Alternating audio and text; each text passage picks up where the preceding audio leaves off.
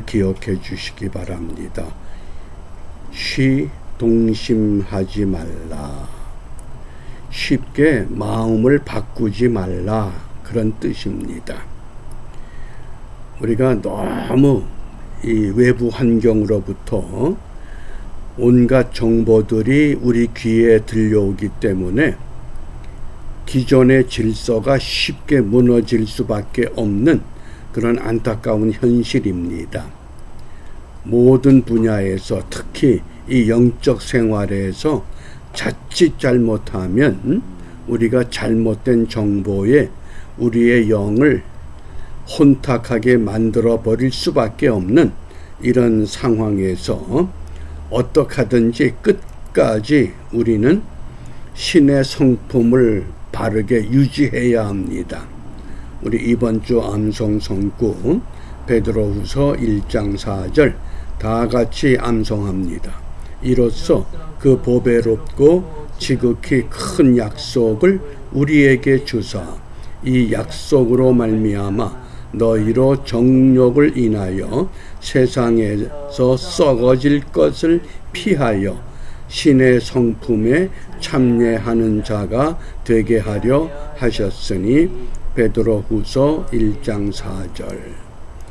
이 세상에서 썩어질 것들이 우리의 영과 혼과 육을 파멸시키는 안타까운 현실입니다.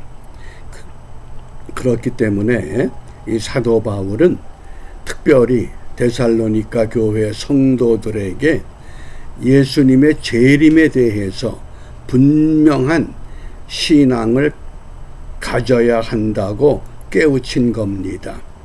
오늘 묵상의 주제가 있는 데살로니가 후서 2장 2절입니다. 혹 영으로나 혹 말로나 혹 우리에게서 받았다 하는 편지로나 주의 날이 이르렀다고. 여기 주의 날은 재림의 날, 심판의 날을 말합니다. 어떤 사람이 내가 계시를 받았어, 내가 음성을 들었어, 내가 어떤 사람으로부터 믿을 만한 사람으로부터 정보를 받았어, 그렇다고 동심하거나, 움직일 동자의 마음 심자입니다. 쉽게 흔들리거나 두려워하거나 하지 아니할 그것이라.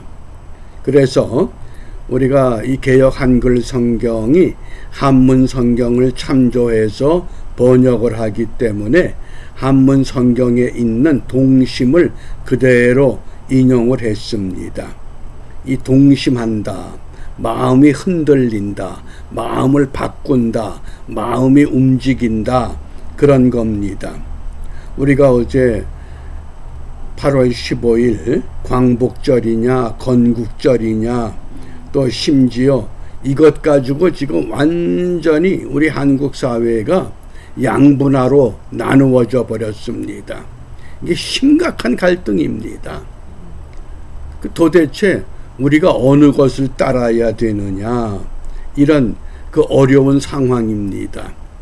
그러니까 정치 지도자들 대다수 이 사람들이 1919년 4월 11일 중국 상해시에서 임시정부를 세웠는데 그게 우리 정부의 시작이라고 주장하고 그걸 따르는 겁니다.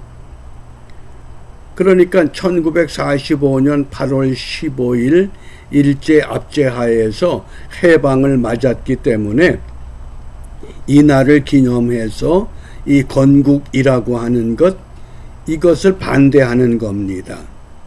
그리고 상해 임시정부가 1948년 8월 15일에 해체가 됐습니다.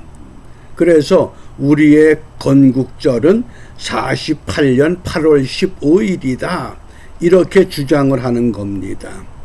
그러니까 역사관이 잘못되면, 재림의 신앙관이 잘못되면 우리는 쉽게 흔들릴 수밖에 없는 것과 같은 이치라고 하겠습니다.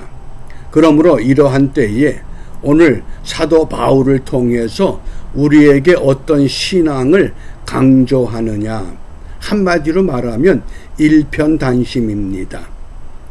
그래서 두 가지 우리가 이 용어를 기억해 주시기 바랍니다. 그리 아니하실지라도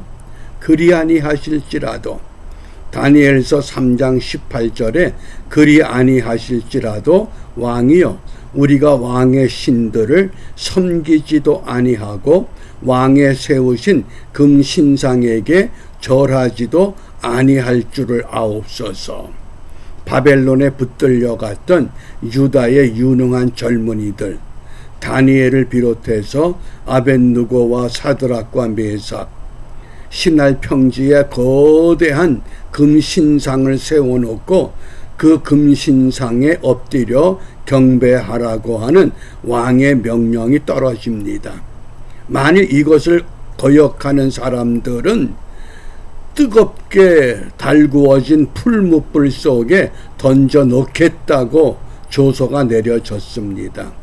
그럼에도 불구하고 오늘 유대의 이 젊은이들 아벳느고와 사드락과 메삭 하나님이 우리를 그 뜨거운 풀무불에서 구원하여 주실 것이다.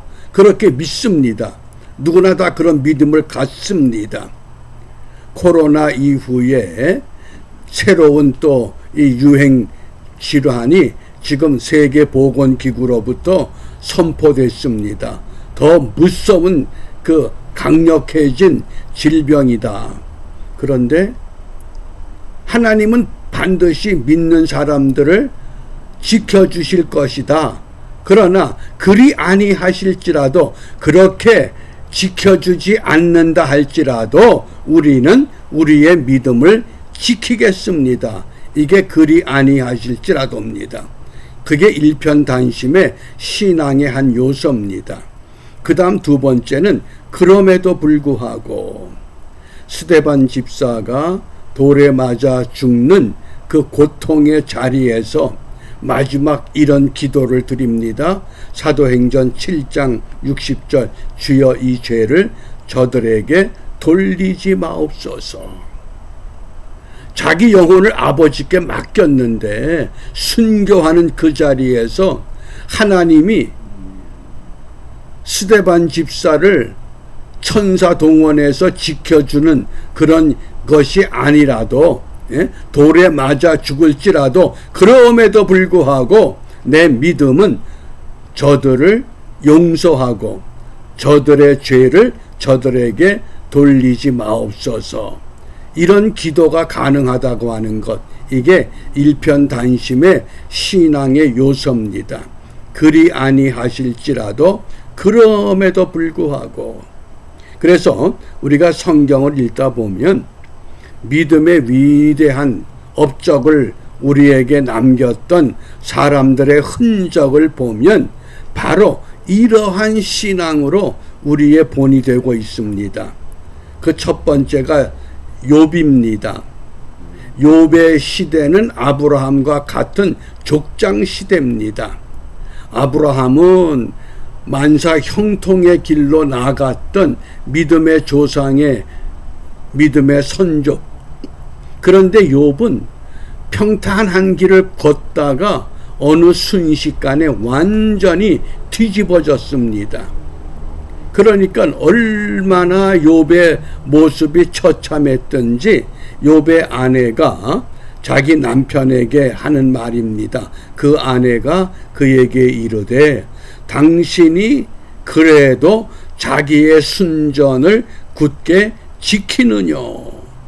왜냐하면 하나님께서 사탄에게 봐라 욥이 믿음이 얼마나 좋으냐 그러면서 자기의 순전을 굳게 지키고 있다. 그렇게 칭찬했습니다.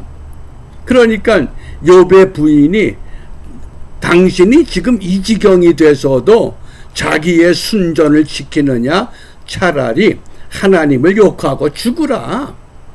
그런데 욥이 어떻게 반응합니까? 그가 이르되 그대의 말이 어리석은 여자 중 하나의 말 같도다. 우리가 하나님께 복을 받았은즉 우리가 하나님께 복을 받았은즉 재앙도 받지 아니하겠느냐. 우리는 복만 생각하는데 욥의 의로운 믿음은 재앙도 받을 수 있다는 겁니다. 왜? 하나님이 허락하면. 그러면서 이 모든 일에 욥이 입술로 범죄치 아니하니라. 이게 욥의 위대함입니다. 이런 믿음. 또 우리가 구약에서 우리 죽음을 경험하지 아니하고 살아서 하나님 나라에 올라갔던 엘리야를 기억할 겁니다.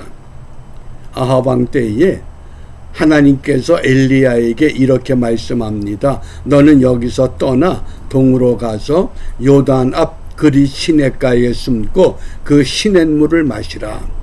내가 까마귀들을 명하여 거기서 너를 먹이게 하리라. 아멘이 됩니까? 어떻습니까? 아니 까마귀들이 나를 먹여 살린대. 그런데 엘리야는 저가 곧 가서 여호와의 말씀과 같이 하여 하나님의 말씀대로 그대로 행하여 요단 앞 그리 시냇가에 머물게 됩니다. 그러자 어떤 일이 전개되느냐? 6절에 보면 까마귀들이 아침에도 떡과 고기를 저녁에도 떡과 고기를 가져왔다 그랬습니다. 까마귀들을 통해서 하나님이 하나님의 사람을 먹여 살리십니다. 그러다가 얼마 후에 시내가 완전히 말랐습니다. 그러니까 그 다음에 하나님께서 엘리야에게 사르밧으로 가라고 합니다. 근데 사르밧 그 과부의 집이 부자가 아닙니다. 겨우 한 끼 끓여 먹을 수 있는 밀가루와 기름이 남아있는 그 집으로 보냅니다. 그 사르밧 과부는 마지막 만찬을 만들어 먹고 이제는 아들과 더불어 죽을 수밖에 없는 상황인데 하나님의 사람 엘리야를 그곳에 붙여줌으로 인해서 가뭄이 끝날 때까지 먹고 마실 수 있는 은혜가 멈추질 않습니다. 왜 그렇습니까? 오늘 스데반 집사도 그렇고 욥도 그렇고 오늘 이 엘리야도 그렇고 일편단심의 신앙, 하나님이 내가 원하는 대로 이루어주지 아니할지라도 그럼에도 불구하고 나는 여호수아가 어떤 고백을 합니까? 오직 나와 내 집은 여호와만 섬기겠노라. 이것이 오늘 시동심하지 않는 신앙의 자세라고 하겠습니다. 그러므로 우리가 오늘 무엇을 기도해야 하느냐? 이사야 26장 3절에 주께서 심지가 견고한 자를, 심지가 뭡니까? 마음의 의지, 마음의 결단. 그래서 심지가 견고한 자를 평강의 평강으로 지키시리니. 이 히브리 문학에서 평강의 평강, 같은 단어가 반복되는 건 강조하는 겁니다. 틀림없는 평강으로 샬롬으로 지켜주신다. 왜? 이는 그가 주를 의뢰함이기 때문이다. 오늘 우리에게도 동일하게 적용되어야 합니다. 심지가 견고한 믿음으로 주님을 따르자. 내 상황, 내 형편, 내 어떤 환경, 이것에 얽매이지 말고 오직 하나님께서 주신 그 말씀대로 심지가 견고한 믿음으로 주님을 믿고 따라가는, 그럴 때에 우리가 진리의 말씀을 따라 부끄러움이 없는 일꾼으로 인정받을 수 있습니다. 오늘